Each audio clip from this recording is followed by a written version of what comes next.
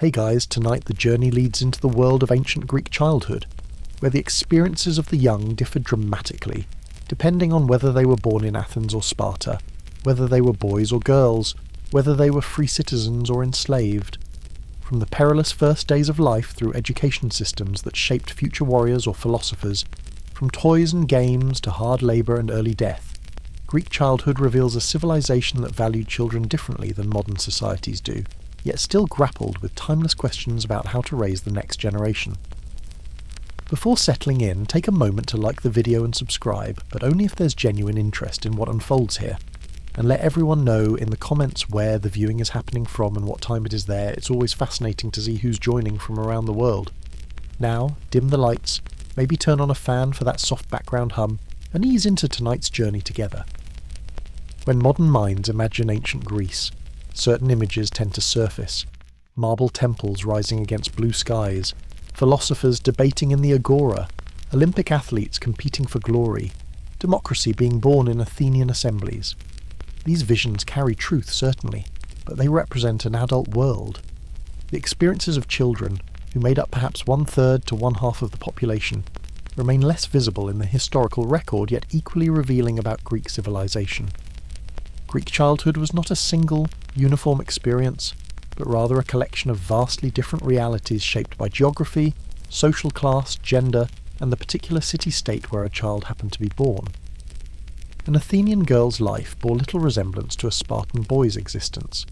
A slave child's experiences differed fundamentally from those of a citizen child. Even within the same household, brothers and sisters inhabited different worlds with different expectations and different futures. Understanding Greek childhood requires first recognizing how differently ancient Greeks conceived of childhood itself, compared to modern, Western understanding. The modern notion of childhood as a protected time of innocence and play, where education gradually prepares young people for adult responsibilities, would have seemed strange to most ancient Greeks. They recognized childhood as a distinct life stage, certainly, but one defined more by incompleteness and vulnerability than by special status deserving protection. Children were valued primarily for what they would become rather than for what they were. Boys were future citizens, soldiers, and family heads. Girls were future wives and mothers who would produce the next generation. This utilitarian view of childhood meant that child-rearing practices focused on producing capable adults, rather than ensuring happy children. The question wasn't whether children were content, but whether they were developing properly toward their adult roles. Yet within this framework, genuine affection and care existed. Parents loved their children and grieved when they died. Nurses and caregivers formed bonds with young charges.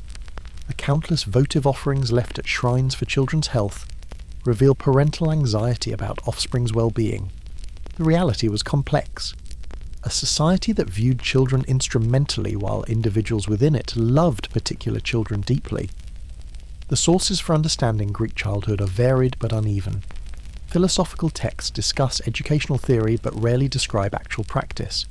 Historians mention children occasionally, but focus primarily on adult political and military affairs. Comedies and tragedies include child characters, but as literary devices rather than realistic portraits. Visual art depicts children in various contexts, though often stylized rather than naturalistic. Funerary monuments and epitaphs provide glimpses of grief and lost potential. Archaeological evidence adds material reality: toys, feeding bottles, small shoes, children's graves. Medical texts discuss childhood diseases and development. Legal documents mention children in contexts of inheritance, guardianship, and family disputes. Letters and private documents, when they survive, occasionally reveal personal dimensions of parent-child relationships. Yet significant gaps remain. The experiences of girls are documented less thoroughly than boys. Slave children appear primarily in contexts relevant to their owners, rather than as individuals. Infants who died before gaining social recognition left minimal trace. The everyday texture of childhood, how it actually felt to be a child in ancient Greece, must often be inferred from fragments rather than directly known. The geographic and temporal scope of ancient Greece is itself vast and varied. The Greek world extended from Sicily in the west to the Black Sea coast in the east, from North Africa to the edges of the Balkans. The period under consideration spans from the Archaic period, roughly 800 to 480 BCE, through the Classical era, 480 to 323 BCE, and into the Hellenistic period, 323 to 31 BCE. Childhood experiences evolved across this time and varied significantly across this space. This exploration focuses primarily on classical Athens and Sparta, the two city-states about which the most evidence survives, and which represent contrasting approaches to child-rearing. Athens, a commercial democracy valuing education and individual development. Sparta, a militaristic oligarchy organising entire childhood around warrior training. These represent poles of Greek experience, with other city-states falling somewhere between, or developing their own distinctive practices. Tonight's journey begins with birth and infancy, examining the precarious beginning of life in ancient Greece. From there, the path leads through early childhood and the diverging experiences of boys and girls, explores the education systems that shaped citizen children, examines daily life and play, and considers the transitions to adulthood that marked childhood's end.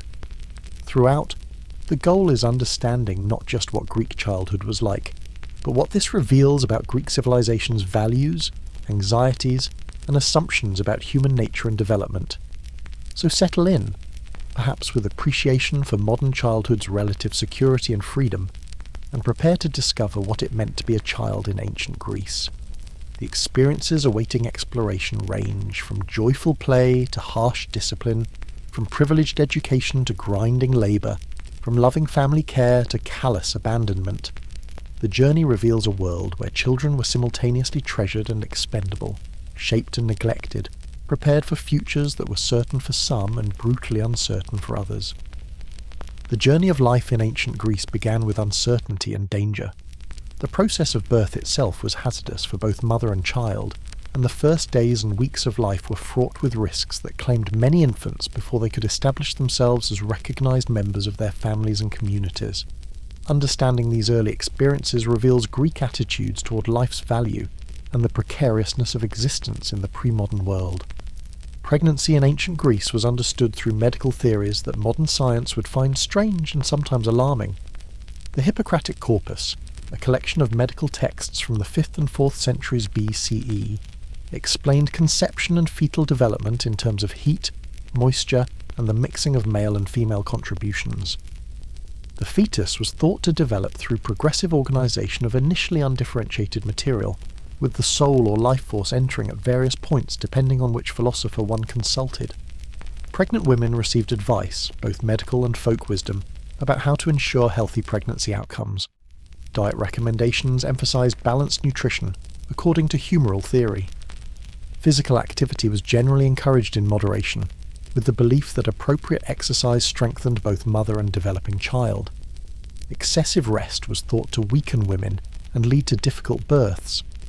Superstition surrounded pregnancy, with various practices intended to ensure favourable outcomes. Amulets were worn for protection. Offerings were made to Artemis and Eileithyia, goddesses associated with childbirth. Certain activities were avoided lest they harm the child or mark it in unfortunate ways. The Greek magical papyri preserved numerous spells and rituals meant to protect pregnant women and ensure safe delivery. Birth itself occurred at home, attended by female relatives and midwives. Men were excluded from the birth chamber, as childbirth was considered women's domain, and men's presence was inappropriate. The labouring woman was supported by experienced women who provided physical assistance, emotional encouragement, and practical knowledge gained through generations of attending births. Midwives, called maiai, were typically older women who had borne children themselves and learned their craft through apprenticeship or family tradition. The best midwives had considerable knowledge about managing labour, recognising complications, and providing assistance that could mean the difference between life and death. Plato interestingly compared the philosopher's role in helping people birth ideas to the midwife's role in helping women birth children, suggesting respect for midwifery's importance. The process of labour followed its natural course with minimal medical intervention. Women laboured in various positions, including sitting on birthing stools that allowed gravity to assist. Pain relief was limited to herbs with mild analgesic properties and the support of attending women. The duration and difficulty of labour varied tremendously, with some births proceeding quickly while others lasted days and ended in tragedy. Complications during birth could be fatal for mother, child, or both. Without modern surgical options, obstructed labour often meant death. Hemorrhaging claimed many mothers. Infection following birth was common and often deadly. The maternal mortality rate was substantial, perhaps 1 to 2% per birth, which accumulated across multiple pregnancies to create significant lifetime risk for women. Many Greek women died in childbirth, leaving behind grieving families and motherless children. For the newborn, the moment of birth brought its own dangers. Infants who didn't breathe immediately, or who were born with obvious defects, faced grim prospects.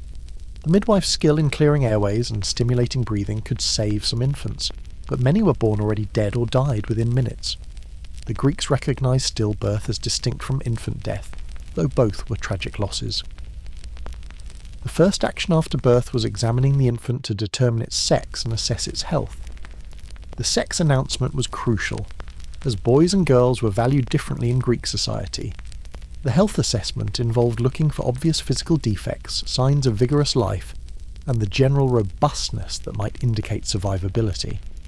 Weak, malformed, or sickly infants faced a decision that seems cruel by modern standards but was considered practical necessity in ancient context. The practice of infant exposure, abandoning newborns to die, occurred throughout the Greek world, though its frequency is debated among scholars. Exposure could be motivated by various factors. Poverty, making another mouth to feed impossible to support. Illegitimacy, making the child socially problematic. Physical defects suggesting the child would never achieve normal adult function, or simply gender disappointment when a girl was born to parents wanting a son. The actual mechanics of exposure varied. Some infants were left in wild places where they would die from exposure to elements, or be eaten by animals. Others were placed in public locations like the agora or near temples, where they might possibly be rescued by someone willing to take them in, though usually into slavery. The infant might be left with tokens that could later prove identity if the child survived and the family later wanted to reclaim them. A plot device appearing in Greek literature, though its real-world frequency is unknown. The decision to expose an infant typically fell to the father as head of household, though mothers and other family members surely influenced the choice. For girls, the decision might be affected by how many daughters the family already had, as multiple daughters required multiple dowries that could bankrupt families.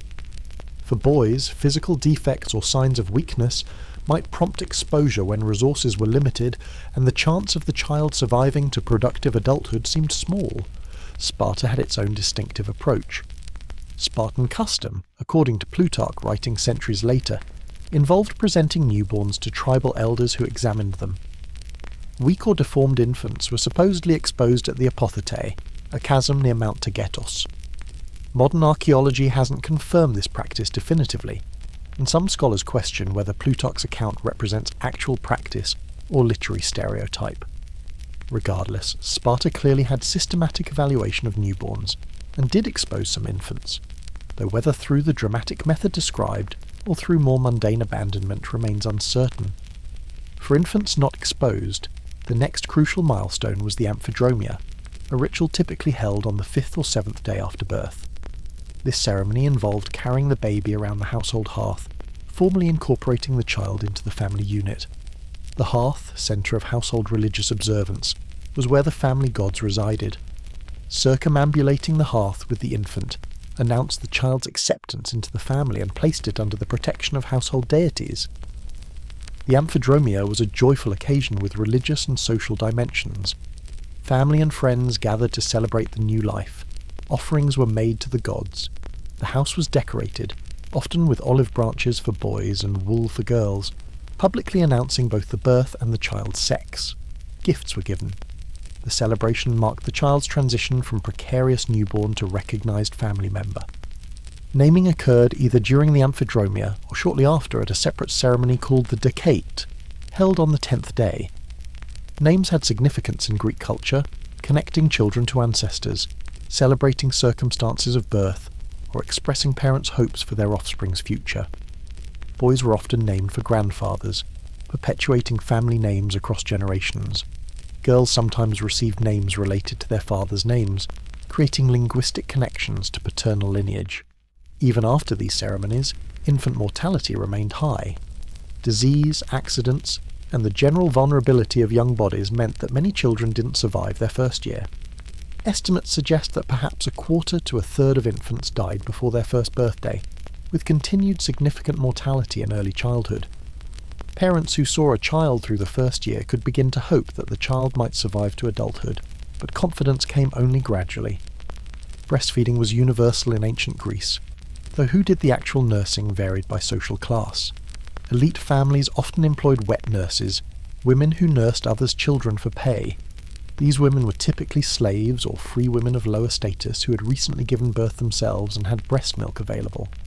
The practice allowed elite mothers to avoid the physical demands and constraints of nursing, while ensuring their infants received necessary nutrition. The choice of wet nurse mattered considerably.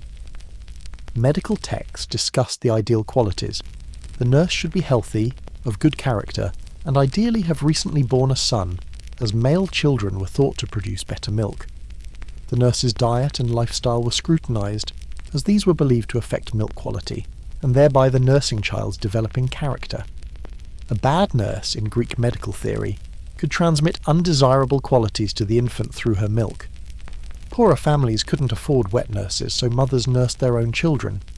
This created natural child spacing, as frequent nursing delayed the return of fertility, though the Greeks didn't understand the mechanism. Children might be nursed for 2 years or more, providing both nutrition and contraceptive effect. The extended nursing period meant that poorer women might have fewer children spaced farther apart than wealthier women who used wet nurses and could conceive again more quickly. The vulnerability of nursing infants to their nurses' conditions meant that nurse selection was serious business. A nurse who fell ill could transmit disease to her charge. A nurse with unreliable milk supply could starve the infant.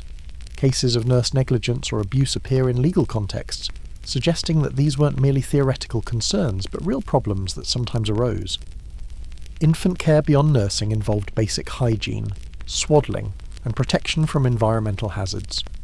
Babies were bathed regularly, with prescribed water temperatures and techniques appearing in medical texts. Swaddling, wrapping infants snugly in cloth strips, was thought to help shape their developing bodies properly, and protect vulnerable infants from injury. The practice also made babies easier to carry and care for. Infant feeding bottles, small ceramic vessels with spouts, survive from archaeological contexts. These terracotta bottles, sometimes shaped like animals or decorated with appealing designs, could be filled with breast milk, animal milk, or thin porridge, allowing someone other than the nursing mother to feed infants. The existence of these bottles suggests that supplementary feeding occurred, though breast milk remained the primary nutrition source. The material culture of infancy included cradles, amulets, and the beginnings of toys. Cradles, typically made of wood or wickerwork, provided infants with sleeping spaces. Rocking cradles soothed fussy babies, a technique that transcends culture and era. Amulets hung around infant necks were believed to protect against evil eye and other supernatural dangers. Small rattles and bells entertained babies, while supposedly also warding off malevolent spirits with their noise. The diseases that claimed infant lives were numerous and poorly understood. Diarrheal diseases, likely caused by contaminated water or milk, killed many infants through dehydration. Respiratory infections claimed others. Fever of any origin was dangerous for vulnerable infants. Birth defects incompatible with life meant some infants lingered for days or weeks before dying. Accidents also occurred, with infants suffocating in bedding, falling from careless arms, or suffering injuries from countless household hazards. Medical treatment for infant ailments was limited and often ineffective. Greek physicians could do little for serious infant diseases, offering remedies that were largely useless against bacterial or viral infections. Some treatments, like opium-based preparations given to soothe colicky babies, actually posed dangers of their own. Folk remedies passed between mothers and nurses represented accumulated experience but had no scientific basis. The emotional impact of infant death on families is documented in funerary monuments and literary sources. Parents grieved the loss of infants and young children, though they may have guarded their emotional investment during the precarious early months when death was so common. The poignant epitaphs on children's graves expressed genuine sorrow and lost hopes. The frequency of infant death didn't make it easier for individual families experiencing loss. The precariousness of early life meant that children who survived infancy were hardy by selection. They had weathered the most dangerous period, though significant mortality risk continued through childhood. Parents who saw their children through the first year could begin bonding with more confidence, though every childhood illness brought renewed anxiety about loss. The practices surrounding birth and early infancy reveal Greek pragmatism about life and death. The willingness to expose infants reflects both harsh economic realities and different attitudes about when human life acquired full moral status. The high infant mortality rates, while tragic, were accepted as natural facts requiring emotional adaptation. The survival strategies families developed, from wet nursing to ritual protections to careful medical care within the limits of available knowledge, show people doing their best within difficult circumstances. Modern reactions to Greek infant exposure and high mortality tend toward horror and judgment. Yet it's worth considering the context.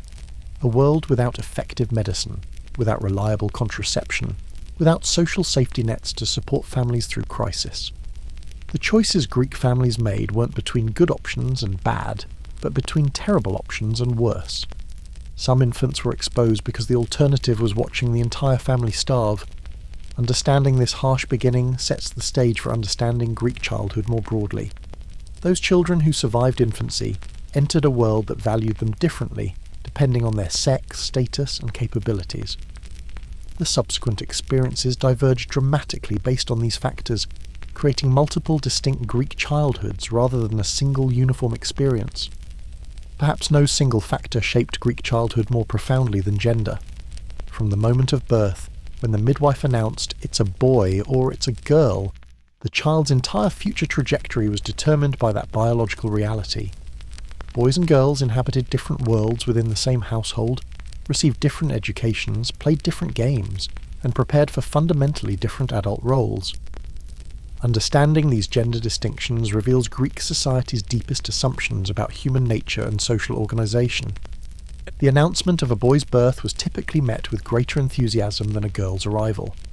Male children represented family continuity, as they would carry on the family name, inherit property, care for parents in old age, and perform essential funeral rites ensuring proper passage to the afterlife. Every Greek father hoped for at least one son to secure the family's future. Multiple sons provided insurance against childhood mortality and offered family labour for farming or business. Girls, while not unwanted in reasonable numbers, were less celebrated. They represented temporary family members who would eventually marry out and become part of their husbands' families. They required dowries, which could be substantial financial burdens. They couldn't inherit property in the same way as sons or provide the same old age security for parents. The practical calculations influencing exposure decisions applied more harshly to girls than boys, yet daughters weren't universally rejected. Families wanted daughters as well as sons, though typically fewer daughters than sons. Daughters provided assistance to mothers in household work. They created marriage alliances between families. The ideal family included both sons and daughters, but with an emphasis on male children that reflected the patriarchal structure of Greek society. The early childhood experiences of boys and girls were initially similar. Both spent their first several years primarily under female supervision, remaining in the women's quarters of the house, the gynaeceum.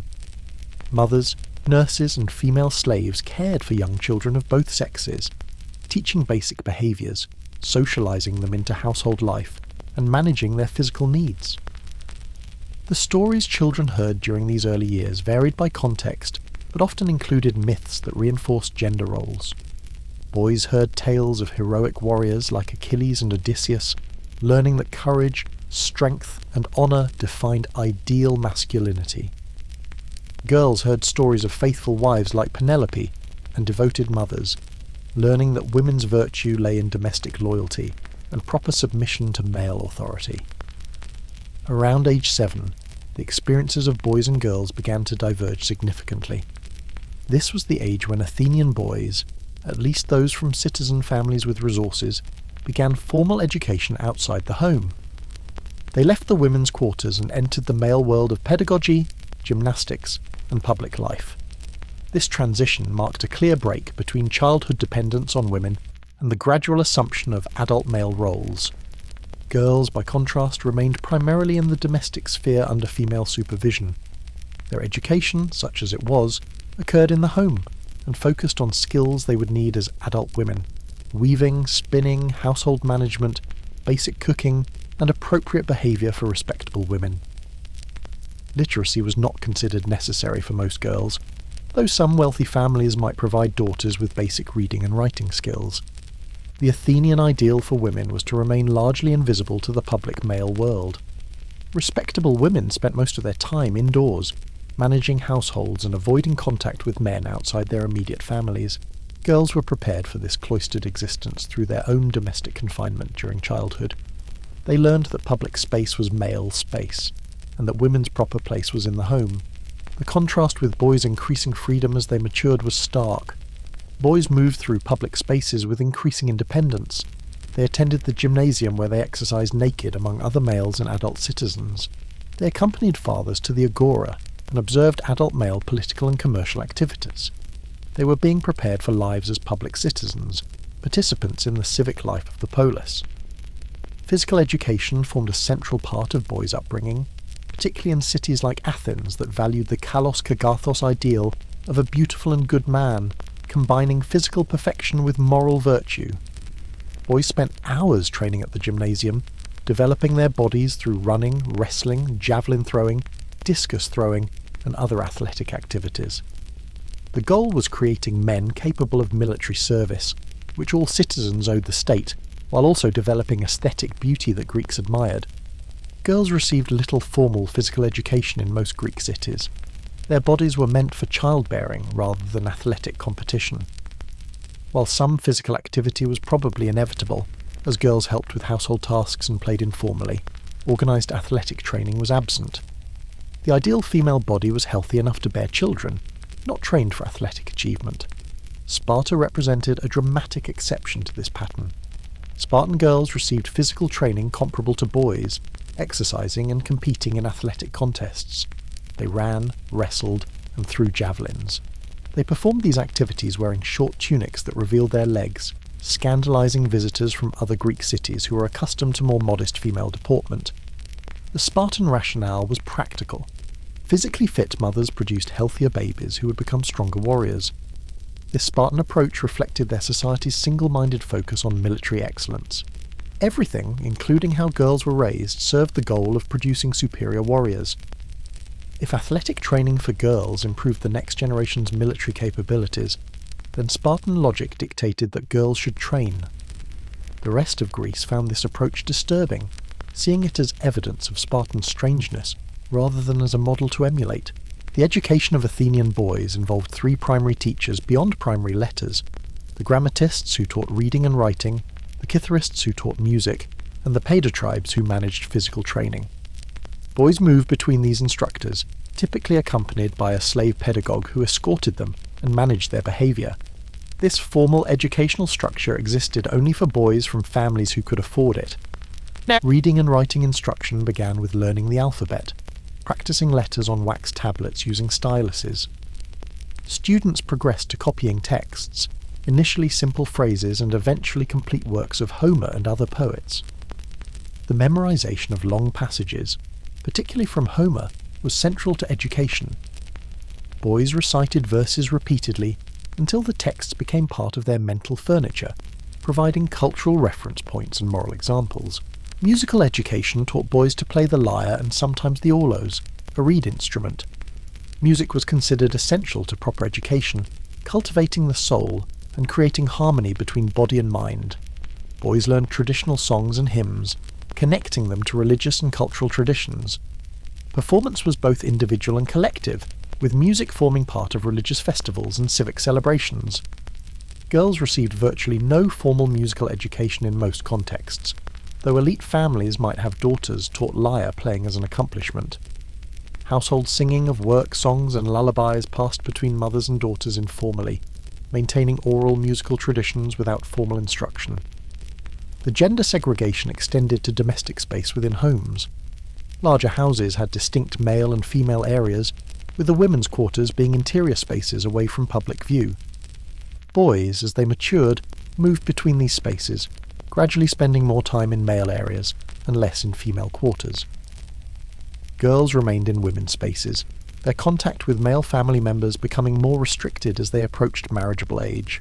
The toys and games of boys and girls showed some overlap, but also significant differences. Both sexes played with balls, hoops, and knucklebones, a game similar to jacks. Both had dolls, though the meaning and use differed by gender. Girls' dolls represented babies or were used in domestic play, rehearsing future maternal and household roles. Boys might have dolls representing warriors or gods, using them in imaginative play about heroic deeds rather than domestic scenarios. Boys' games often emphasised competition and physical skill development. They played war games with toy weapons, wrestled and boxed with friends, and competed in foot races and jumping contests. These games prepared boys for the competitive male world they would enter, where athletic prowess and willingness to compete defined status among peers. Girls' games emphasised cooperation and domestic skills. Playing house, caring for dolls, and pretend spinning and weaving rehearsed adult female roles. Singing games and circle dances developed coordination while reinforcing group bonds. The games prepared girls for lives centred on household management and child-rearing. The vocabulary of childhood also differed by gender. Different terms described boys and girls at various ages, with more elaborate age-based terminology for boys reflecting their more formally structured developmental stages. The language itself encoded different expectations, with terms for boys emphasising their progression toward adult male roles, and terms for girls emphasising their status as future wives. Religious participation followed gendered patterns. Boys participated in certain festivals and rituals, preparing them for adult male religious roles. Girls had their own festivals, particularly those honouring Artemis and other female deities. The Arctia, a ritual for adolescent girls at the sanctuary of Artemis at Broran, involved girls playing the bear through dances and rituals that marked their transition toward marriageable age. The emotional lives of boys and girls, though difficult to access through ancient sources, were surely shaped by these different upbringings. Boys learned to suppress emotions considered weak or feminine, cultivating the toughness expected of warriors and citizens. The ideal man was emotionally controlled, not given to excessive tears or fear. Boys internalised these expectations through constant reinforcement from fathers, teachers, and peers. Girls learned different emotional lessons. Modesty, obedience, and appropriate displays of emotion in domestic contexts were cultivated. Women were allowed, even expected, to display grief at funerals and joy at births, expressing emotions publicly in ways denied to men. Yet anger, ambition, or inappropriate assertion were discouraged in girls as unsuitable for future wives. The sexual education of boys and girls, such as it was, reflected different concerns. Boys entering adolescence learned about sexuality through experience, observation, and the mentorship of older males. The practice of pederasty, where adult men formed romantic and educational relationships with adolescent boys, was widespread in the Greek world, particularly among the elite. These relationships had sexual dimensions alongside their educational and social aspects. Girls learned about sexuality primarily through preparation for marriage and from other women in the household. Their sexual ignorance was considered desirable, preserving the modesty that made respectable wives. The assumption was that husbands would guide wives in sexual matters after marriage. Young brides, often in their mid-teens, married men typically in their 30s, creating knowledge and power asymmetries that shaped marital relations. The approach to discipline differed somewhat by gender, though physical punishment was accepted for both. Boys might be beaten by teachers for educational failures or by fathers for misbehaviour. Girls faced discipline from mothers and other female household members. The types of infractions punished and the severity of punishment varied, with boys' training emphasising toughness and endurance of pain, while girls' training emphasised obedience and proper demeanour. The nutritional differences between boys and girls are difficult to document but may have existed. In resource-scarce households, boys might have received preferential feeding as the more valuable children. Girls might have received less food, particularly in times of scarcity, reflecting their lower priority in family survival strategies. The evidence for this is indirect and debated, but the preference for boys suggests nutritional discrimination may have occurred. The ultimate divergence came with marriage. Girls typically married in their mid-teens, some as young as 14 or 15. Marriage marked the end of girlhood and the beginning of adult responsibilities. The transition was abrupt, with young brides leaving their natal families to enter their husbands' households, as junior members expected to bear children and manage domestic affairs. Boys married later, typically in their late 20s or early 30s, after completing education and military training, and establishing themselves economically. They had years to prepare gradually for adult roles, while girls transitioned abruptly from childhood to womanhood at marriage. The gender division in Greek childhood reflected and reinforced the patriarchal structure of society. Boys were prepared to be citizens, property holders, and heads of households. Girls were prepared to be wives and mothers under male authority. The different childhood experiences created adults socialized into complementary but hierarchical roles, maintaining social structures across generations. Understanding these gender distinctions reveals how deeply embedded male dominance was in Greek civilization. It wasn't merely political or legal inequality, but was constructed from earliest childhood through systematically different treatment, education, expectations, and opportunities. Boys and girls might begin life in the same household, but they grew up in fundamentally different worlds, preparing them for fundamentally different adult lives. For boys from citizen families in classical Athens who could afford it, formal education represented one of the defining experiences of childhood. The Athenian educational system, while not universal or compulsory, created a distinctive approach to developing young males into the cultured citizens that Athens valued. Understanding this system reveals both the sophistication of Athenian society and the limits of who benefited from that sophistication. Education was a private matter in Athens, not a state responsibility. Families who wanted their sons educated had to pay teachers themselves. This meant that education was primarily accessible to families with sufficient resources to forgo sons' labour and pay for instruction. The wealthy received extensive education, while poorer families might provide sons with only basic literacy, or nothing beyond practical apprenticeship in a trade. The typical educational journey for an Athenian boy began around age 7 and continued through adolescence, with various stages and types of instruction. The youngest students, typically ages 7 to 14, focused on basic literacy, music, and physical education. This elementary phase aimed to create a foundation of cultural knowledge and physical capability upon which later learning would build. The school day began early, with students rising at dawn and heading to their lessons. A slave called a pedagogue, literally child leader, accompanied the boy to and from school, carrying his writing materials and musical instrument. The pedagogue also supervised behaviour, providing discipline and ensuring the boy's safety in public spaces. These pedagogues, typically older enslaved men past physical labour's prime, formed important relationships with their young charges, combining authority with care. The grammatistes, the teacher of letters, presided over the first lessons of the day. Students sat on stools in simple classrooms, often just rooms in buildings near the agora. The teacher sat in a chair, elevated above students both literally and symbolically. Instruction was individual or small group, with students working at different levels simultaneously. Learning began with the alphabet, practicing letter forms on wax tablets using styluses. The tablets could be smoothed and reused, providing economical writing surfaces for practice. Students scratched letters repeatedly, developing the muscle memory necessary for clear writing. Mistakes could be smoothed away and attempted again, though the physical correction of repeated writing developed proper letter formation through practice, rather than abstract instruction. Once basic letter recognition was mastered, students progressed to words and simple phrases. These weren't random combinations, but rather meaningful expressions, often moral maxims or memorable phrases teaching values alongside literacy. Know thyself, and similar wisdom might serve as copy exercises, embedding cultural values while developing writing skills. Reading instruction used similar progressive methods.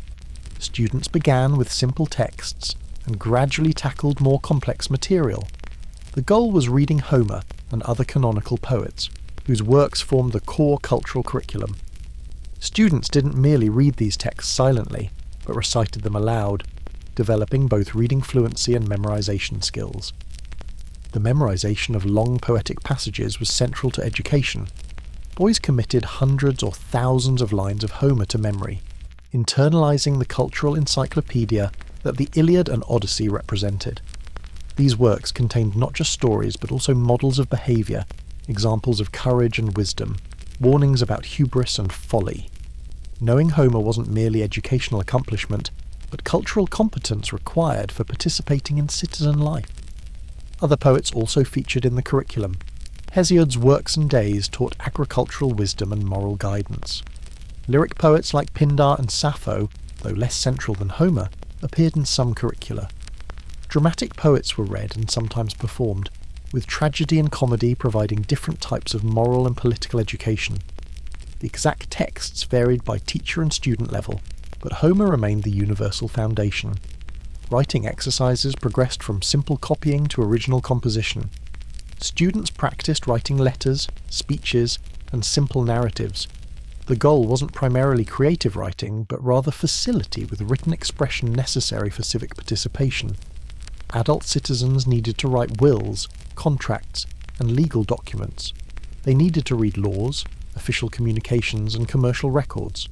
Education aimed to produce functionally literate citizens capable of navigating these practical requirements. Mathematics appeared in the curriculum but remained relatively basic compared to modern schooling. Students learned arithmetic necessary for household management and commerce, addition, subtraction, basic multiplication and division. Some geometry for practical purposes like land measurement might be taught. More advanced mathematics was specialised knowledge pursued by those with particular interest or needs, rather than universal educational content. After morning literacy instruction came music lessons with the kitharists. The teacher of music instructed boys in playing the lyre, a string instrument considered essential to proper education. Learning the lyre involved understanding how to hold the instrument, how to pluck the strings for desired tones, and how to play melodies that accompanied singing. Music theory included understanding scales, modes, and rhythms. The Greeks believed different musical modes had different effects on character. The Dorian mode was thought to inspire courage and discipline. The Phrygian mode was associated with ecstasy and enthusiasm. The Lydian mode was considered suitable for lamentation. Boys learned not just to play, but to understand music's ethical and emotional dimensions. Singing accompanied instrumental music, with boys learning traditional songs, hymns to gods, and drinking songs for symposia. The ability to sing at social gatherings was a basic social skill for adult citizens. An educated man could contribute to the entertainment at symposia by singing traditional songs, displaying both musical skill and cultural knowledge. The value placed on music reflected Greek belief in its educational power. Music was thought to shape character, creating harmonious souls in harmonious bodies. The well-educated man balanced physical training with musical cultivation, avoiding the brutishness of pure physicality, while also avoiding the weakness of pure intellectualism. Music represented this balance, disciplining the soul as athletics disciplined the body. Physical education occupied the third major component of elementary education. The Paido tribes, the gymnastics instructor, supervised boys' physical training at the gymnasium. These public facilities provided spaces for exercise, bathing, and socializing, serving as centers of male culture throughout Greek cities. Boys arrived at the gymnasium accompanied by their pedagogues and changed from their clothes, hanging them in designated areas. They then oiled their skin, as Greeks exercised naked, and the oil protected skin while making bodies glisten attractively. The oil also collected dust and dirt, which would be scraped off after exercise using a strigil, a curved metal scraper. The training emphasized events that would appear in athletic competitions, and that developed capabilities useful for warfare. Running in various distances built cardiovascular fitness and speed. Wrestling taught close-quarters combat skills and developed strength. Boxing developed striking ability, though Greek boxing was brutal sport using hard leather gloves rather than padded modern versions. Pankration, a combination of wrestling and striking, was particularly valued in Sparta but appeared throughout Greece. The pentathlon events also featured in training: running, jumping, discus throwing, javelin throwing, and wrestling. These 5 events together created a comprehensive athletic program, developing different physical capabilities. Boys trained in all these activities, gradually developing competence and discovering where their particular talents lay. The competitive dimension was ever present. Boys competed against age mates informally during training, and formally in competitions organised at festivals and celebrations. Success brought honour and prestige. Failure brought shame and ridicule. The competitive atmosphere prepared boys for the competitive adult world they would enter, where every aspect of citizen life involved competing for honour and status. The athletic training had military dimensions that Greeks recognised explicitly. A city's military strength depended on its citizens' physical capabilities. The hoplite warfare that dominated Greek military thinking required men capable of marching for miles carrying heavy equipment, then fighting hand-to-hand in phalanx formation. Athletic training prepared bodies for these demands while instilling competitive spirit and tolerance for pain and discomfort. As boys reached their mid-teens, around age 14 to 16, their education entered a new phase. For the wealthy, this might involve studying with sophists, professional teachers offering advanced instruction in rhetoric, philosophy, and specialised subjects.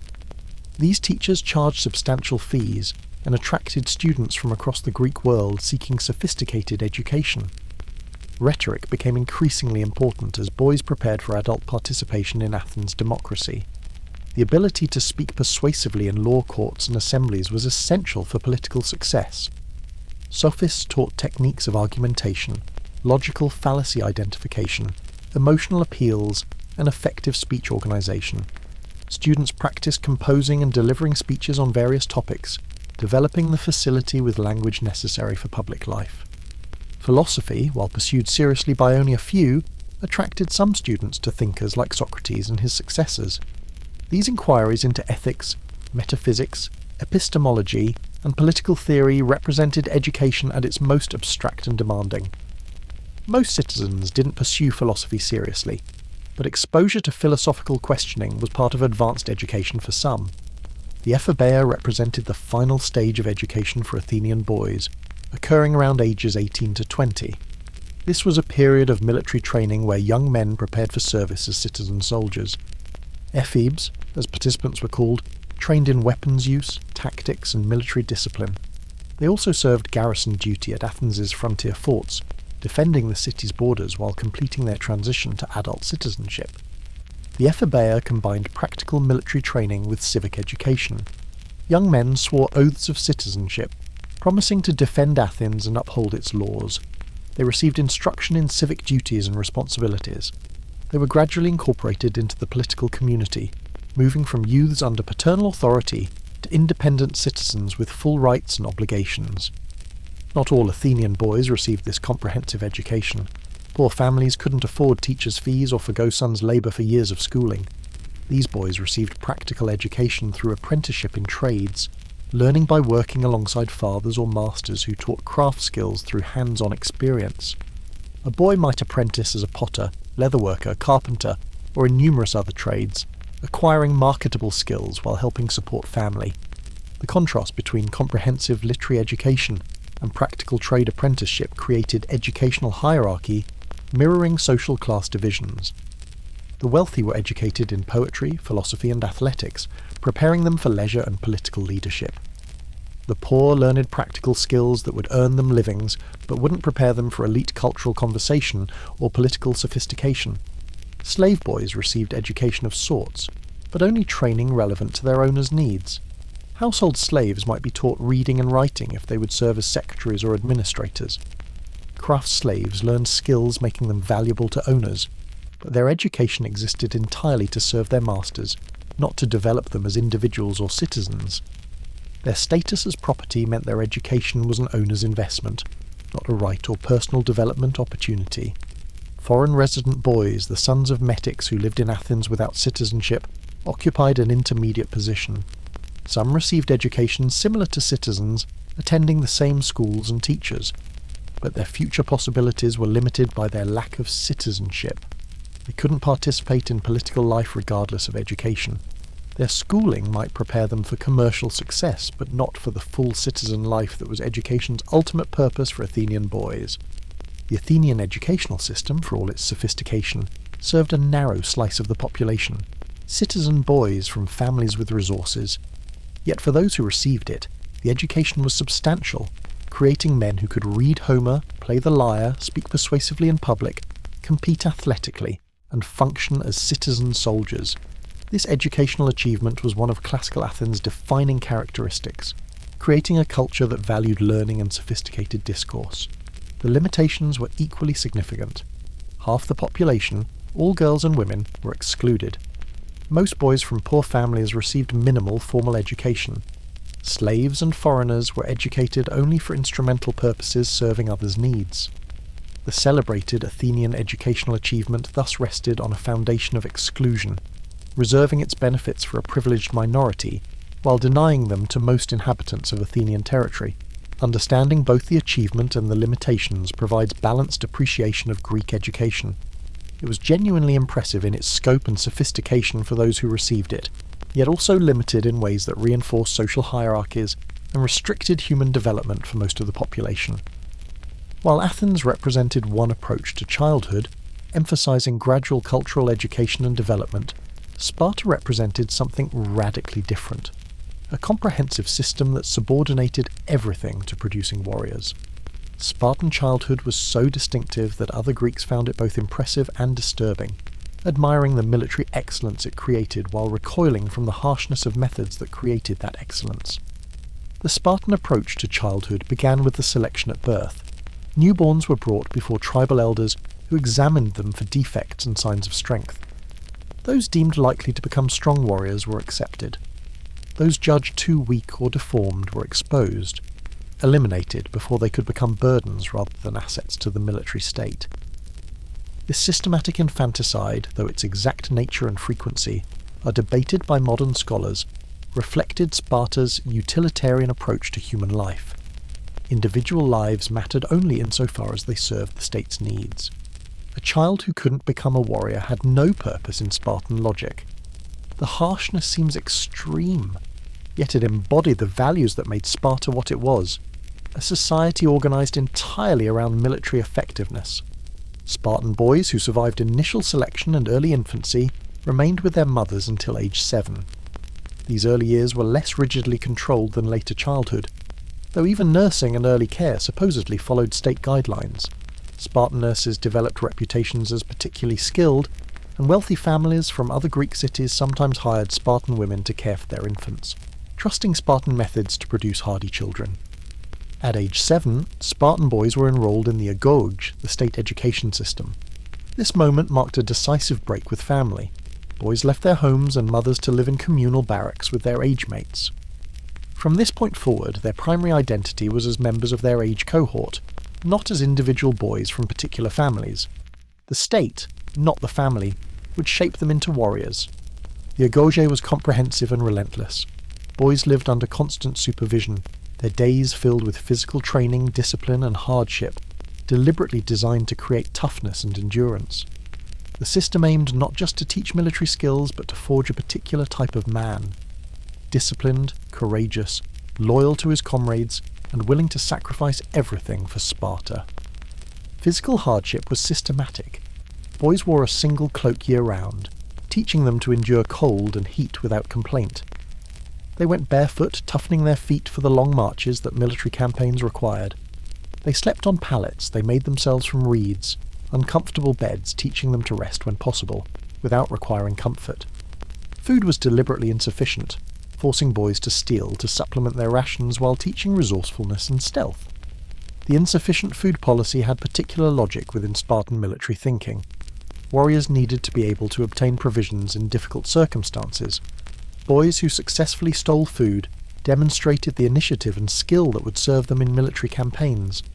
However, getting caught brought severe punishment, not for stealing itself but for failing in stealth. The lesson was clear: be bold but competent, dare but don't fail. Physical training was intense and constant. Boys ran for hours, developing the cardiovascular fitness and endurance necessary for warfare. They wrestled, learning close-quarters combat skills. They practiced with weapons from early ages, becoming familiar with spears and swords that would eventually be their primary tools.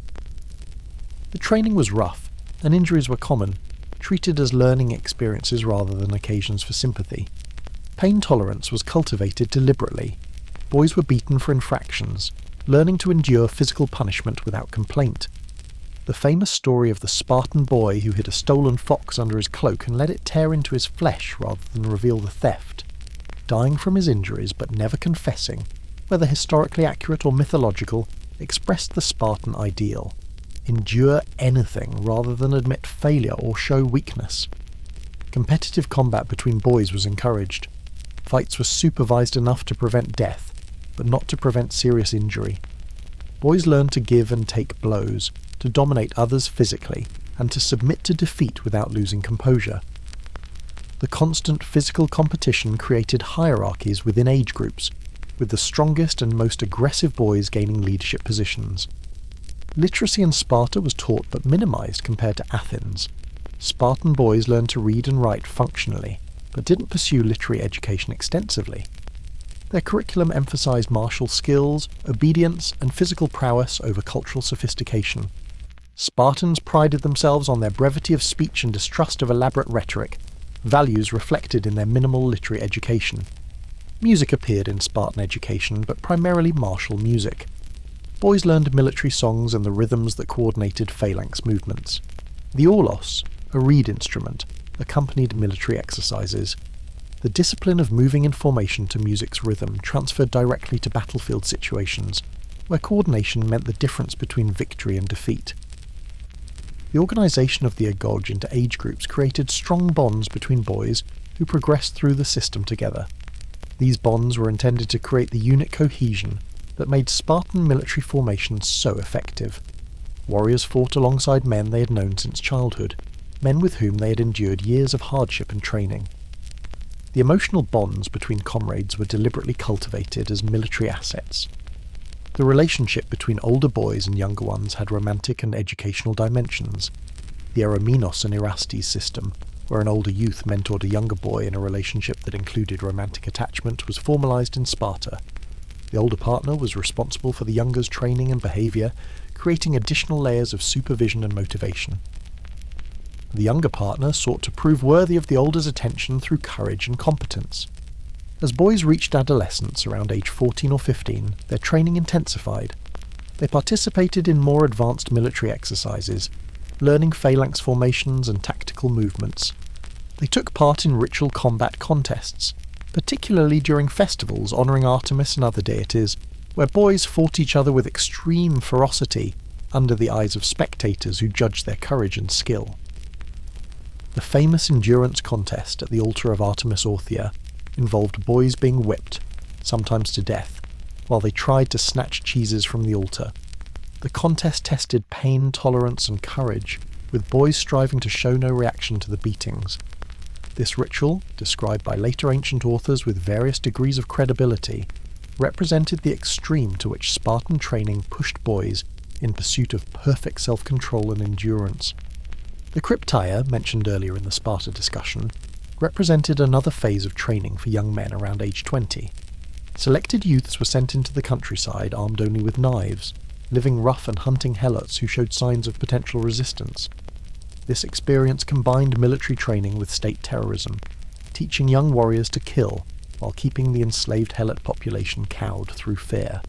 Female childhood in Sparta differed dramatically from the rest of Greece. Spartan girls received physical training like boys, exercising and competing in athletics.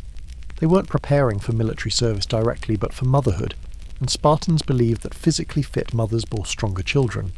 Girls ran, wrestled, and threw javelins, developing bodies that scandalized visitors from other Greek cities.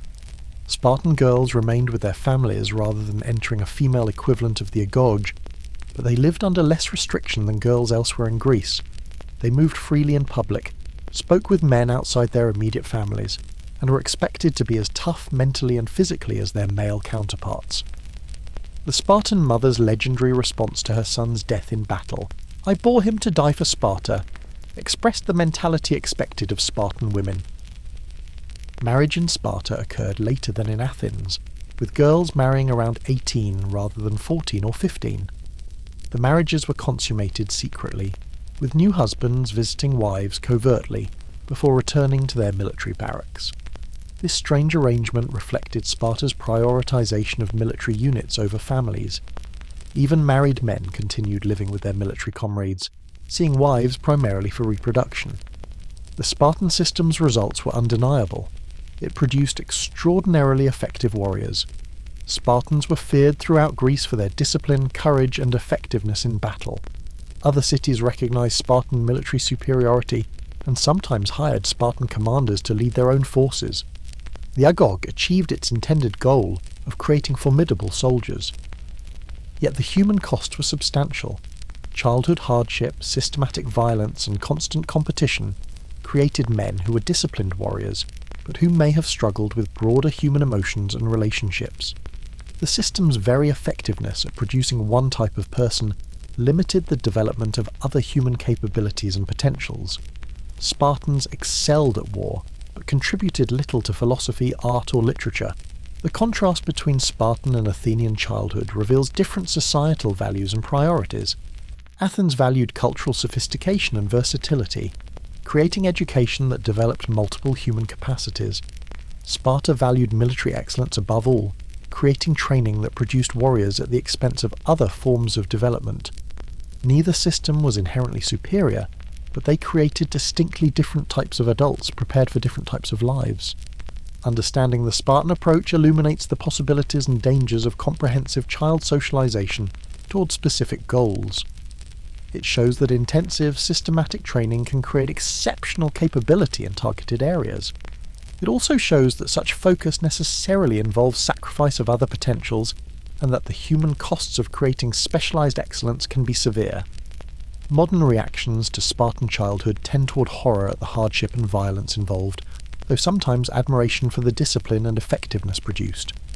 These reactions reflect contemporary values about childhood protection and individual development. Yet the Spartan system, however harsh by modern standards, reflected a logical approach within its own context. A militaristic society surrounded by enemies and sitting atop a vast enslaved population created a system that tried to ensure survival through military superiority. The fact that Sparta eventually declined despite this system's effectiveness suggests its limitations. The narrow focus on warfare while creating short-term military advantage may have limited Sparta's ability to adapt to changing circumstances. The demographic challenges created by the system's attrition and the social inflexibility it created contributed to Sparta's eventual loss of dominance. The childhood system that made Sparta great may have also contained seeds of its decline. Beyond the formal structures of education and training, Greek children lived daily lives filled with play, work, interaction with family and peers, and the countless small experiences that make up actual childhood.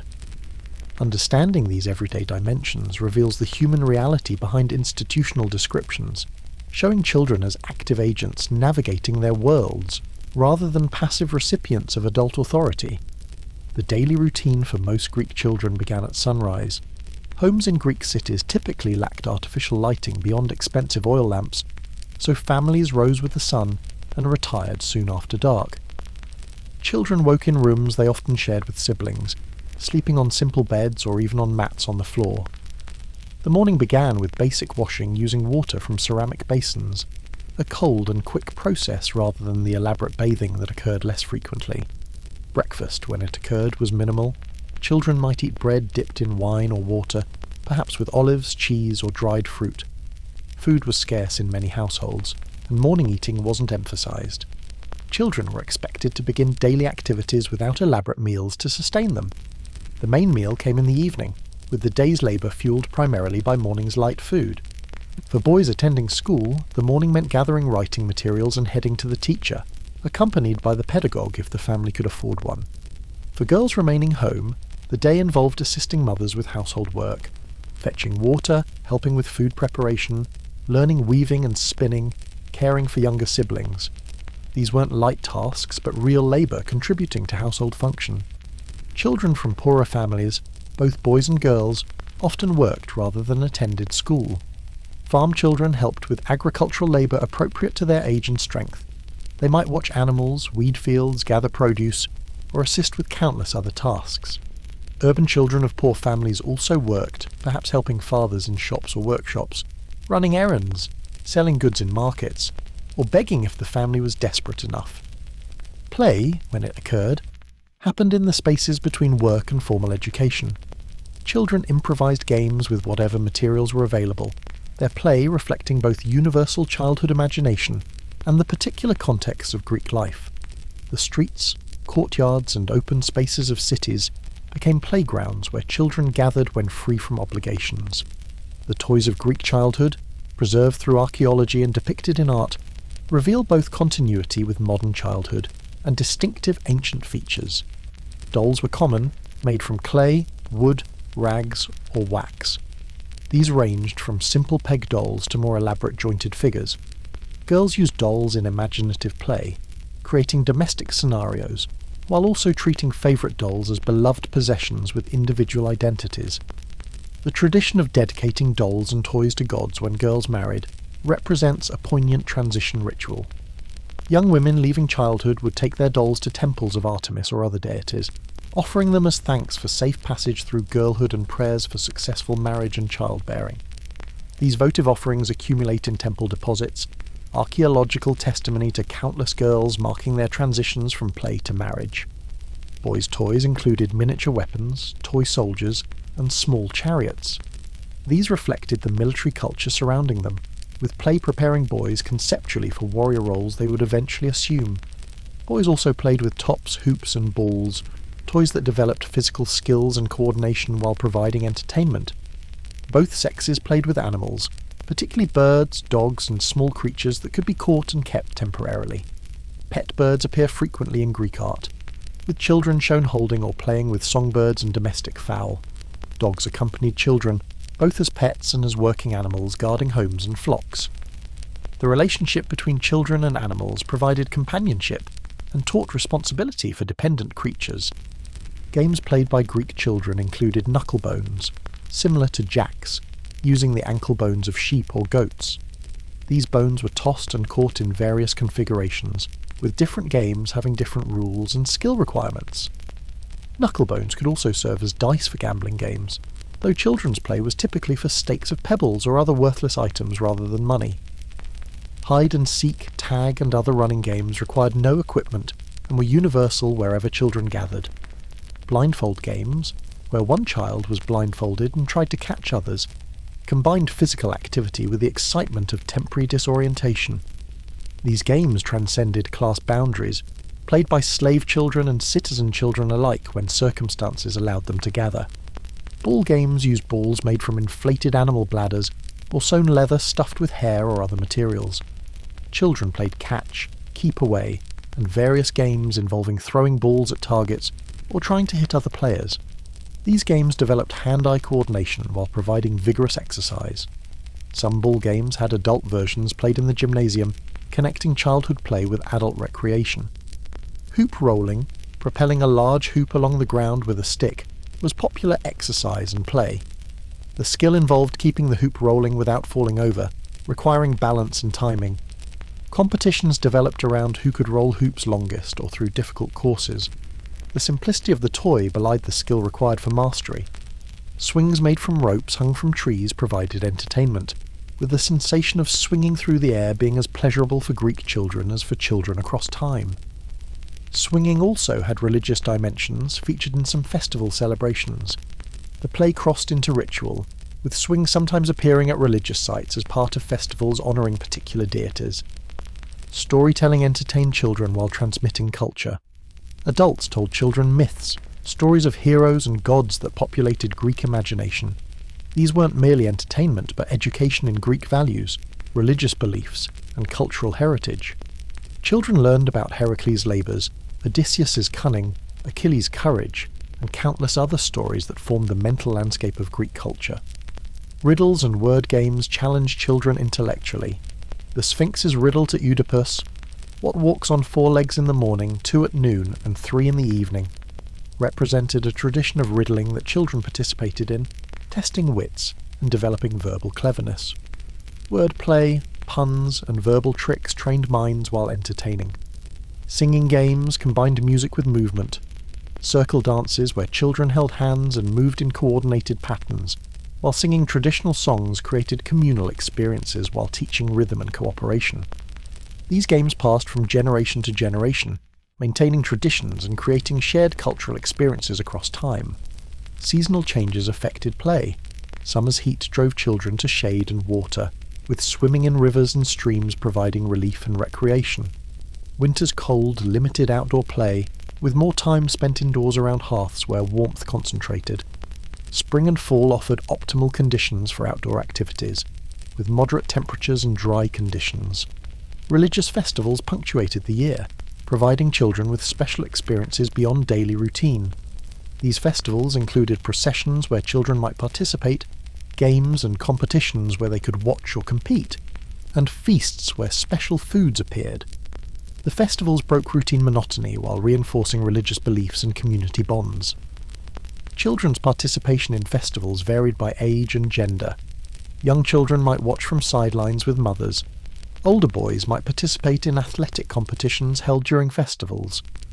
Girls approaching marriage participated in festivals honouring female deities, performing dances and processions. These religious occasions provided structure to the year while giving children roles in community religious life. The relationship between children and adults in Greek society combined care with considerable harshness by modern standards. Parents loved children, but showed that love partly through discipline and preparation for difficult adult lives. Physical punishment was accepted as necessary for proper child rearing, with beating considered appropriate response to misbehaviour or disobedience. The relationships between children and slaves in slave-owning households created complex dynamics. Slave children and citizen children might play together when young, forming bonds across status lines.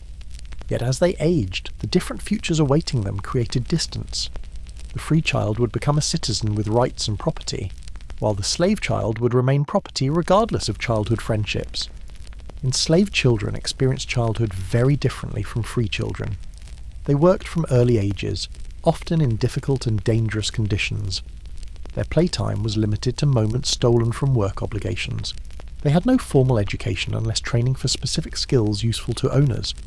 Their childhood was abbreviated, with adult work responsibilities beginning earlier than for free children.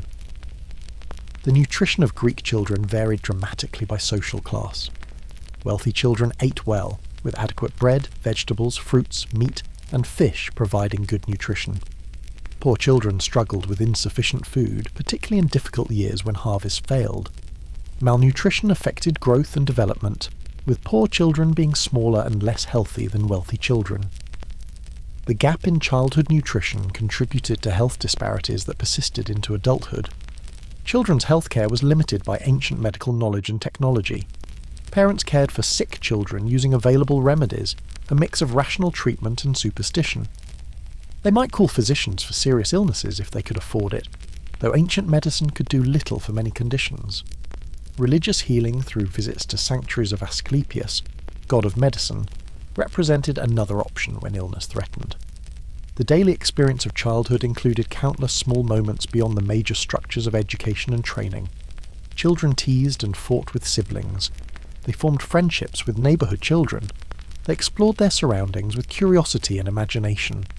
They resented adult authority and found ways to evade supervision. They laughed and cried, hoped and feared, loved and hated, experiencing the full range of human emotion within the constraints of ancient Greek childhood. Understanding this daily texture reveals children as complete human beings, rather than merely vessels for adult socialization. Greek children were active participants in their own lives, finding joy where they could, navigating the demands placed upon them, and creating meaning through their experiences. The institutional structures shaped their lives profoundly, but within those structures, individual children lived particular lives with particular relationships, memories and emotions that made each childhood unique even within common patterns. The contrast between modern childhood and Greek childhood is stark in many ways. Modern children in developed societies attend compulsory schooling, have legal protections against exploitation, and are generally valued for their own sake rather than merely for their future utility. Greek children experienced none of these protections, instead navigating a world that valued them instrumentally and protected them incompletely. Yet the fundamental human experiences of childhood, the play and learning, the relationships and growth, the joys and fears, these transcend particular cultural contexts and connect Greek children to children across time. The boundary between childhood and adulthood in ancient Greece wasn't marked by a single birthday, but rather by a series of transitions and ceremonies that gradually incorporated young people into adult society. These coming-of-age experiences differed significantly by gender, social class, and city-state, but all mark the recognition that a child had developed sufficiently to assume adult responsibilities and roles. Understanding these transitions reveals how Greeks conceptualized maturity and what they considered essential for full participation in society. For Athenian boys, the transition to adulthood was multi-staged and complex. The first major marker came at the Apaturia, an annual festival where fathers formally enrolled sons in their phratries, the hereditary kinship groups that formed part of Athenian social organisation. This enrolment, occurring when boys were teenagers, established their membership in the political and social community, though full citizenship rights came later. During the Apaturia, the young man's hair was cut as part of the ceremony. Greek boys typically wore their hair long during childhood, and cutting it short marked the transition toward manhood. The cut hair was offered to the gods, dedicating the boy's childhood to divine protection while marking its end. This ritual hair sacrifice, called the kureion, represented one of several bodily transformations marking maturation. The hair cutting resonated symbolically beyond its practical aspects. Long hair on boys was associated with childhood beauty and vulnerability. Short hair marked adult male status, practical for military service and physical labour. The transformation from long-haired boy to short-haired young man was visible, announcing the change to the community while marking it personally for the individual. Another marker came with participation in the Ephobeia, the 2-year military training program for young men aged 18 to 20. Enrollment in the Ephobeia marked formal transition to citizen soldier status, with young men taking oaths of citizenship and beginning military training. The program combined practical military instruction with civic education, preparing young men for their dual roles as warriors and citizens. During the Ephobeia, young men served garrison duty at frontier forts, defending Athenian territory while completing their training. This military service represented serious responsibility, not ceremonial gesturing toward adulthood. Lives depended on the vigilance and capability of these young men, who were trusted with defending the state despite their youth and relative inexperience. Upon completing the Ephobeia, young men received shields and spears from the state, symbolic equipment marking their new status as full citizen soldiers. They could now participate in assemblies and serve in military campaigns. They could marry and establish their own households, though many waited several more years before taking these steps. The legal and social recognition of adulthood had arrived, though complete maturity and authority came only with age and accomplishment. For Spartan boys, the transition was arguably more clearly defined by the agoge itself. Completing the training program and being accepted into a military mess group, syssitia, marked adult male status. This transition occurred around age 20, though Spartan men continued military training and service throughout their lives. The acceptance into a mess group was crucial, as rejection meant loss of full citizenship status despite completing the agoge. Marriage marked another transition, though its timing and meaning differed by gender and location.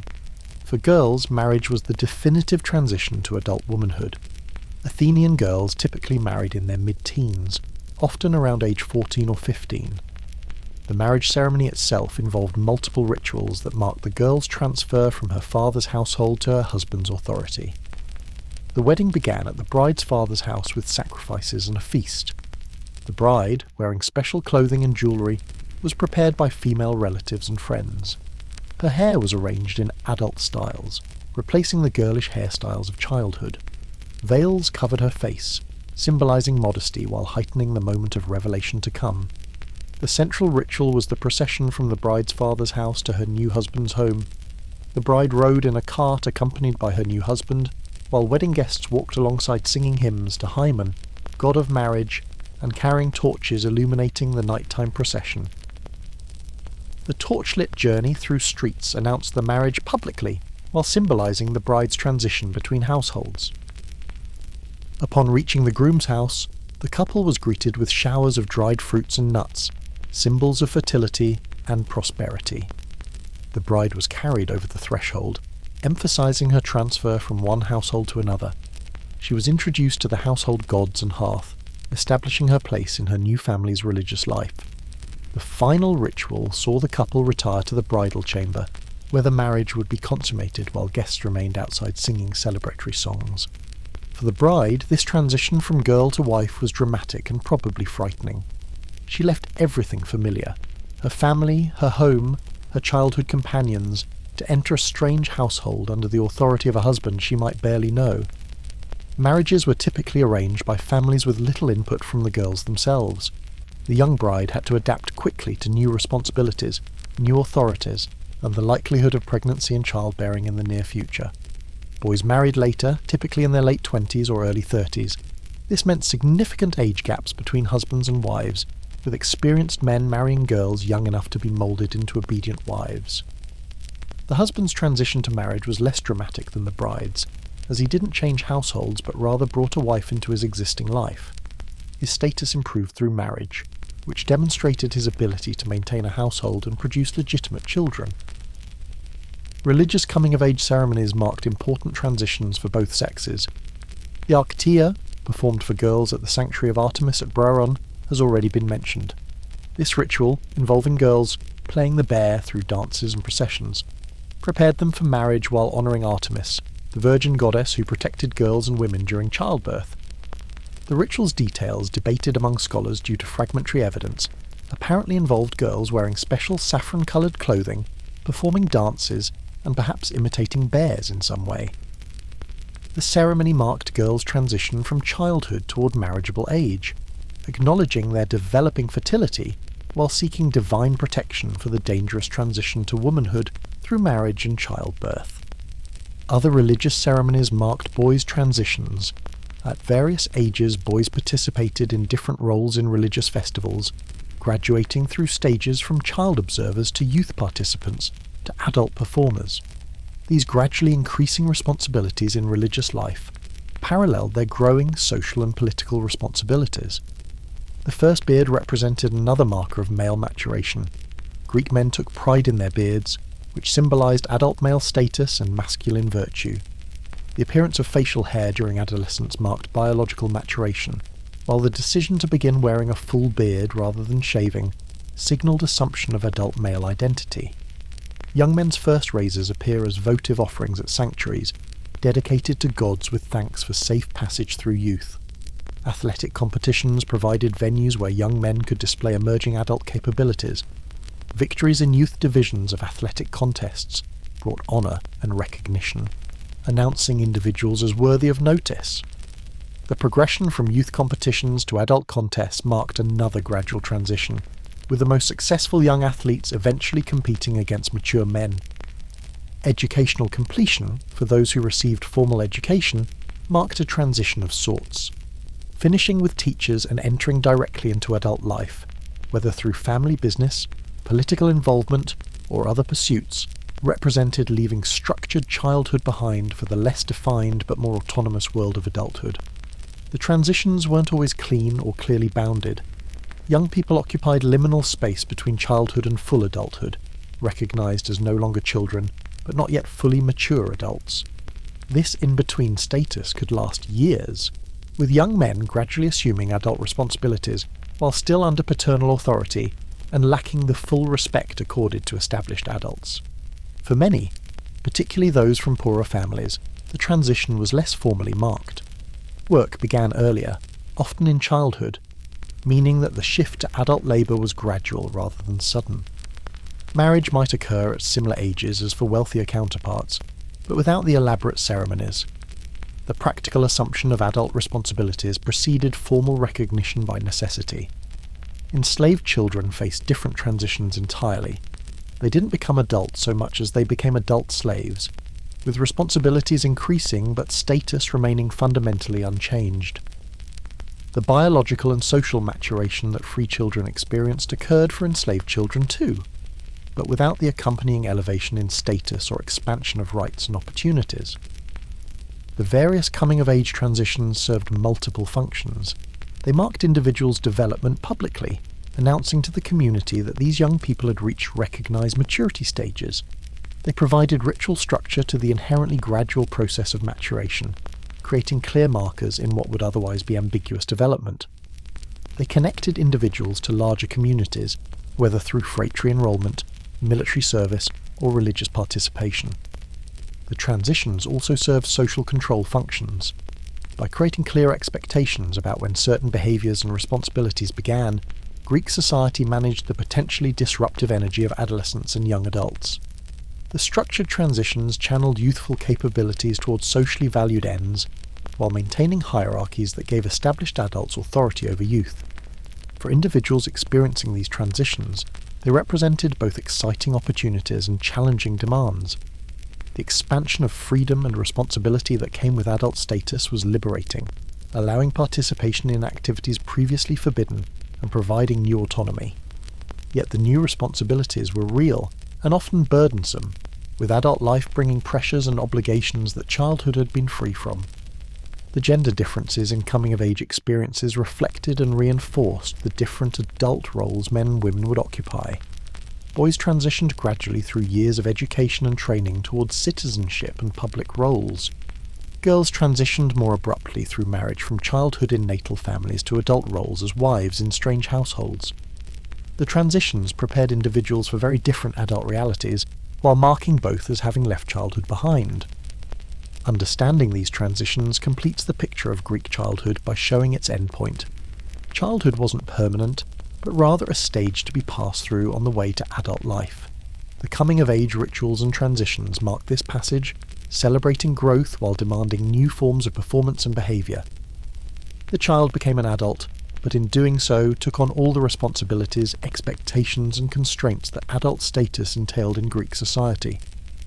As the Mediterranean sun sets on the ancient world, casting long shadows across agoras where children once played, and schools where they once learned, reflection on Greek childhood reveals both continuities and stark differences with contemporary experience.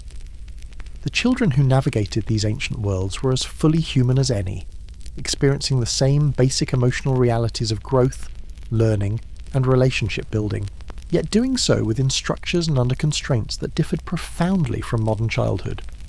The precariousness of Greek childhood stands out starkly.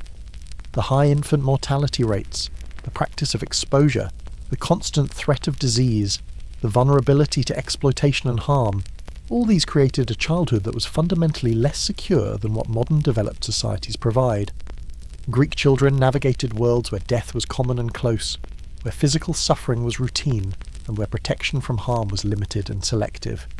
Yet within this precariousness, children found joy and meaning.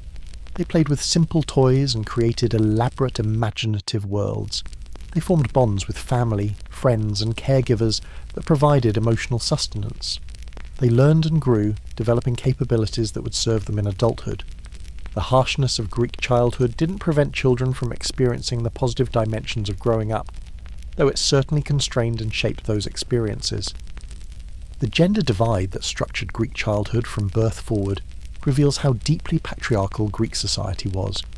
The systematic differences in how boys and girls were raised, what they were taught, and what futures they were prepared for, all reinforced male dominance and female subordination. These weren't incidental features, but central organising principles reflected in every aspect of childhood experience. The education systems, particularly Athens' sophisticated approach, demonstrate impressive commitment to developing human potential, at least for a select portion of the population. The combination of literary, musical and physical education represented a comprehensive approach to human development that produced culturally sophisticated and physically capable citizens. Yet the limitation of this education to citizen boys from families with resources meant that its benefits reached only a small minority, while most children received little or no formal education. The contrast between Athens and Sparta in approach to childhood illuminates different possibilities for organising child-rearing. Athens' relatively flexible approach allowed individual variation and development of diverse capabilities. Sparta's rigid system produced remarkable military effectiveness, but at the cost of individual autonomy and broader human development. Neither system was perfect, but they demonstrate that childhood socialization can take radically different forms toward different ends. The daily texture of Greek childhood, revealed through play, work and routine activities, shows that despite institutional constraints and social structures, children were active agents in their own lives. They played when possible, finding joy in simple games and toys. They navigated complex social hierarchies, learning their places while also testing boundaries and forming relationships. They experienced the full range of human emotions while growing through the stages of childhood toward adulthood. The coming-of-age transitions that marked childhood's end represented important ritual and social moments, providing structure to the inherently gradual process of maturation. These transitions connected individuals to larger communities while marking their development publicly. The gender-specific nature of these transitions reinforced the different paths boys and girls travelled toward very different adult realities. The economic dimensions of Greek childhood, particularly the role of child labour and the differences in experience based on social class, remind us that childhood was never separate from economic structures. Poor children worked, often in difficult and dangerous conditions, contributing to family survival rather than spending years in protected development. Wealthy children enjoyed prolonged education and relative leisure, developing capabilities that would maintain their class advantages. The economic stratification of Greek society was reproduced through childhood experiences that prepared children for class-specific futures. The treatment of enslaved children represents perhaps the darkest aspect of Greek childhood. These children experienced childhood as property, with their development and experiences entirely subordinated to owners' interests. They had no control over their own lives, no protection from exploitation, no possibility of the positive futures that free children might anticipate. The presence of enslaved children throughout Greek society, their labour and suffering supporting the leisure and education of free children, is an uncomfortable reality that cannot be ignored in honestly assessing Greek civilization. The psychological dimensions of Greek childhood, though difficult to access through ancient sources, deserve consideration. What did it feel like to be a child facing exposure shortly after birth? How did it feel to transition at age 7 from family life to military barracks as Spartan boys did? What were the emotional experiences of girls married at 14 to men twice their age?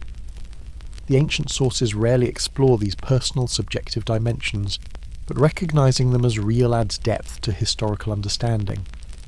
Modern comparative perspective reveals how much childhood has changed, at least in developed societies. Modern children enjoy protections, rights, and opportunities that Greek children never knew. Compulsory education, legal protections against exploitation, medical care that dramatically reduces mortality, all these represent genuine progress in how societies treat their young.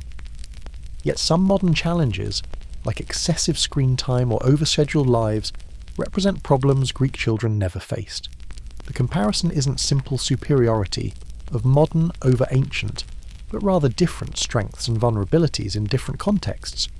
The continuities are equally important.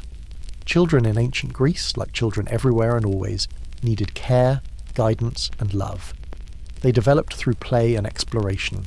They formed bonds with caregivers and peers. They gradually learned their society's norms and expectations, while developing individual identities within those constraints. The universal aspects of childhood transcend particular cultural contexts and connect Greek children to children across time and space. The Greek contribution to ideas about education and child development has influenced Western civilization profoundly. The Athenian model of comprehensive education, combining intellectual, artistic, and physical elements, prefigured later educational ideals. Philosophical discussions about proper child rearing and education, preserved in works by Plato, Aristotle, and others, established questions and frameworks that continue to shape educational thought. The Greek legacy in this area, despite the limitations and exclusions of Greek practice, represents a genuine and lasting contribution. The study of Greek childhood also reveals methodological challenges in historical inquiry. The fragmentary and biased nature of sources means that much must be inferred or reconstructed tentatively. The voices of children themselves are almost entirely absent, with adults' perspectives dominating the evidence. The experiences of girls, poor children, and enslaved children are particularly difficult to recover, as these groups left minimal traces in sources created by and for elite men. Historical understanding of Greek childhood must acknowledge these limitations while working carefully with available evidence to reconstruct as accurate a picture as possible. The ethical questions raised by Greek childhood practices remain relevant. How much should children's well-being be sacrificed to social needs? What obligations do societies owe to their young? How should children be prepared for adult roles while respecting their present humanity? The Greeks answered these questions differently than modern societies do, but the questions themselves persist across time. Examining Greek approaches, including their harsh and exploitative aspects, provides perspective for ongoing debates about childhood. In the end, Greek childhood reveals a complex reality where impressive sophistication in education and child development coexisted with harsh treatment and limited protection. Where some children experienced relatively privileged upbringings, preparing them for positions of power and influence, while others faced grinding labour and exploitation. Where gender determined life trajectories from birth, where individual human potential was recognised and cultivated for some while systematically suppressed for others. The children who grew up in ancient Greece navigated these realities as best they could, finding meaning and joy where possible, enduring hardship when necessary, and ultimately becoming the adults who created and maintained Greek civilization with all its achievements and injustices. Their experiences, recovered imperfectly through fragmentary evidence, provide windows into both ancient reality and enduring human themes about growth, development, and the always complex relationship between children and the societies they inherit and ultimately recreate. As darkness falls completely on the ancient world, as the last Greek child completes their journey to adulthood and disappears into history's mists, the lessons remain. Childhood matters profoundly, shaping individuals and societies. How communities treat their young reveals their deepest values and priorities.